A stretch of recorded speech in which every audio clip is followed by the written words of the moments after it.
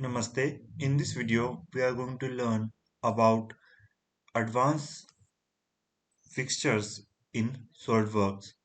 So, to understand advanced fixture, we need to do some simulations. So, here I am going to do a bevel gear simulation by using advanced fixture. So, let's insert our bevel gear.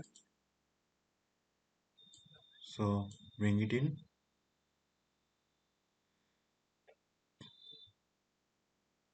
Okay, and make sure that you have the same properties as here. Module is 2, number of teeth is 25, and gear number of teeth is 25, and this. After that, what you need to do is click OK,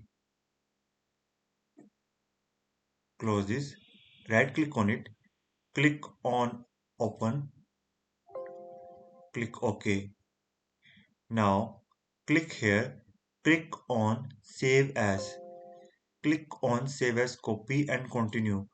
Make sure that you save this file on desktop or any other place, but not on C library, okay? And change the name. Okay, click Save. After that, close this. Make sure that you don't use this in simulation, because if you do any kind of changes or save this file, it will become permanent in your library and you will not able to use Bevel Gear in future onwards. And it is quite messy thing. So I highly recommend don't do this kind of stupidity, because I have done this and I regret. Now close this as well. Don't save. Now click here. Sorry. Click on here. Click on assembly. Click OK. Now click on browse. Open the part that you have saved recently. OK. Click open. Now right click on it. Click on show.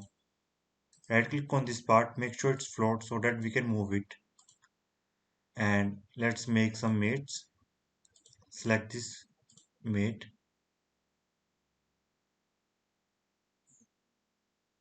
Right plane. Sorry.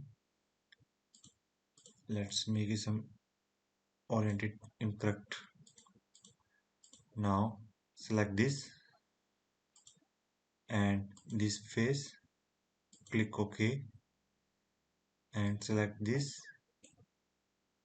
and right plane. Click OK.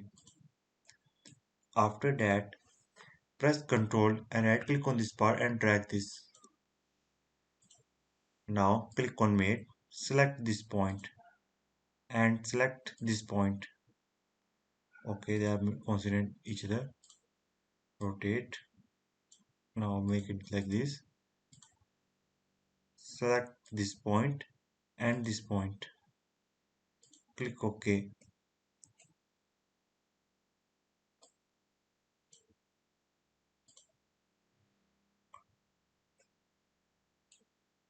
Now right click on this part, click on fix.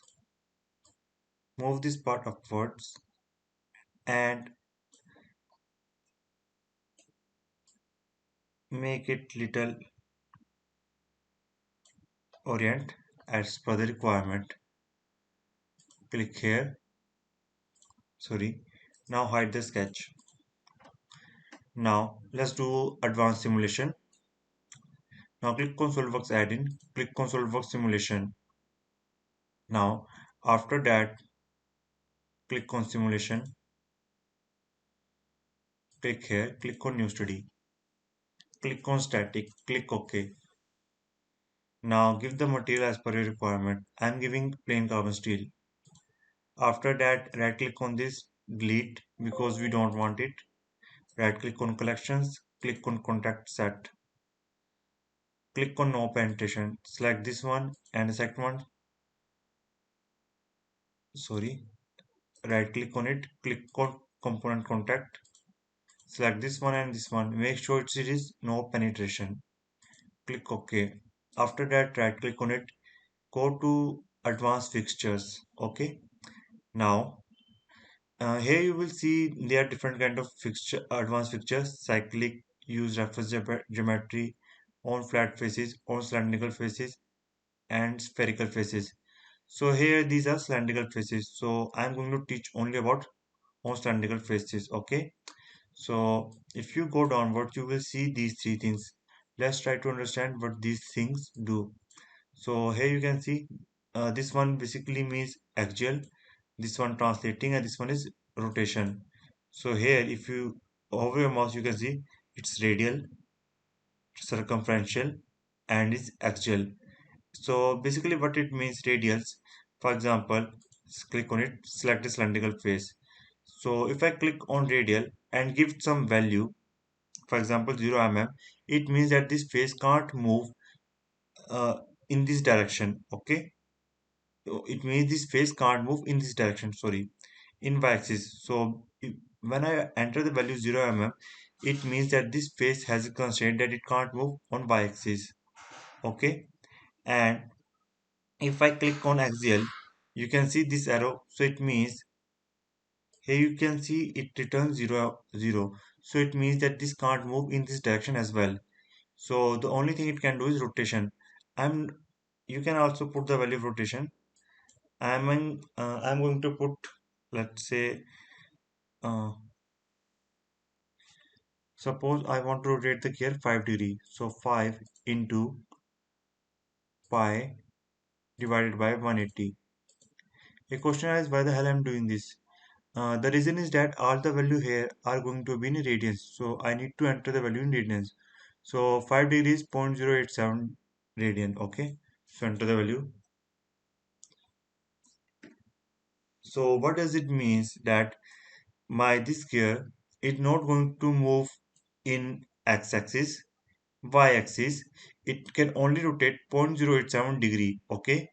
Remember, it is a very important to use advanced fixtures because when you do real life simulations or advanced simulations, you are going to use mostly advanced fixtures because they are the main parts. Okay, click OK. Now, right click on fixtures, click on fixed geometry, select this, click OK. I'm assuming this one is fixed. Okay, now basically the main aim is that I want to know how much stress is generated. So what I can do is simply click on run the study.